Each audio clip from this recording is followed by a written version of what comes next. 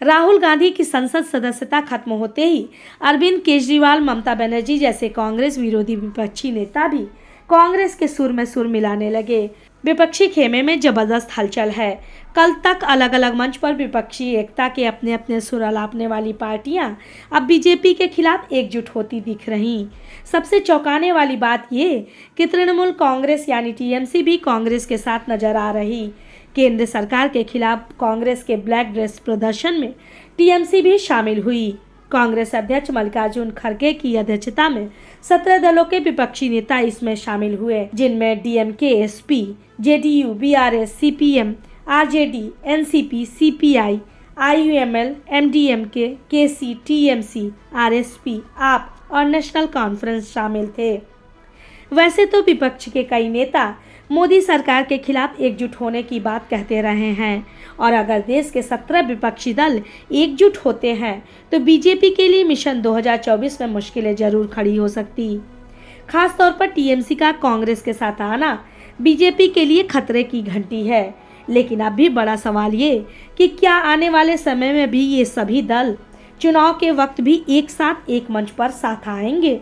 क्योंकि आपको याद होगा कुछ दिन पहले पश्चिम बंगाल की सीएम और टीएमसी चीफ ममता बनर्जी ने कहा था कि अगर राहुल विपक्ष के नेता बने रहे तो पीएम मोदी को कोई नहीं हरा सकता।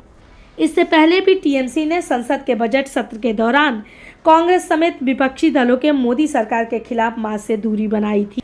अरविंद केजरीवाल की आप मार्च में तो साथ दिखी, लेकिन वैसे अरविंद केजरीवाल कांग्रेस से दूरी बनाकर ही रखते हैं।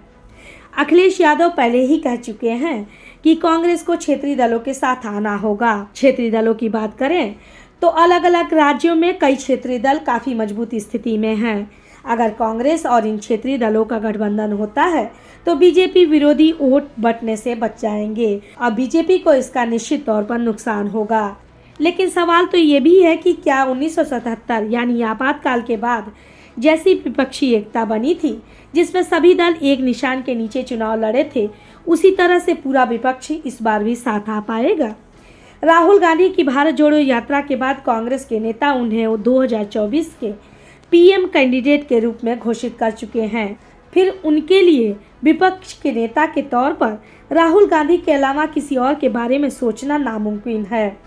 उससे भी अहम सवाल ये कि क्या गांधी परिवार और खुद राहुल गांधी इस समझौते को तैयार होंगे? हालांकि फिलहाल तो राहुल गांधी का ही राजनीतिक भविष्य अनिश्चित है और अगर नहीं तो क्या गैर कांग्रेसी और गैर बीजेपी दलों का एक तीसरा मोर्चा भी सामने आ सकता है? पिछले दिनों समाजवादी पार्टी के मुखिया अखिलेश यादव ने कोलकाता में पश्चिम बंगाल की सीएम और टीएमसी सुप्रीमो ममता बनर्जी से मुलाकात की थी और तीसरे मोर्चे के बारे में सार्वजनिक तौर पर बात की थी। उधर तेलंगाना के सीएम के चंद्रशेखर राव पहले से ही ऐसे मोर्चे की बात कर रहे हैं। यहाँ तक कि इन नेताओं ने कई बार सार्वजनिक मंच से भी कहा कि वे नया मोर्चा बनाएंगे जिसमें कांग्रेस की जगह नहीं होगी। लेकिन ये भी उतना आसान नहीं दिख रहा, क्योंकि क्षेत्रीय दलों का एक वर्ग बिना कांग्रेस के किसी भी विपक्षी मोर्चे की पहल से सहमत नहीं है।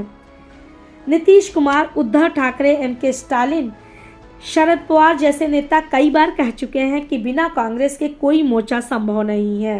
कुल मिलाकर अभी कुछ भी कहना जल्दबाजी होगी। अगर मोदी के खिलाफ तीसरा मोर्चा आता है तो इसका बीजेपी को फायदा होगा, लेकिन अगर सामने एक मजबूत विपक्ष खड़ा होगा तो मुश्किलें बढ़ेंगी। फिलहाल आज जो तस्वीर उभर कर सामने आ रही उसमें बीजेपी के लिए 2024 की जंग इतनी आसान नहीं। अभी तक बीजेपी को बिखरा हुआ विपक्ष मिल रहा था, लेकिन राहुल के मुद्दे पर एकजुट विपक्ष अगर 2024 के चुनाव में भी एक साथ उतरा तो बीजेपी के लिए रेड अलर्ट है। अमृता श्रीवास्तव की रिपोर्ट। वीडियो को लाइक करें, शेयर करें और चैनल को सब्सक्राइब जरूर कर लें। धन्यवाद।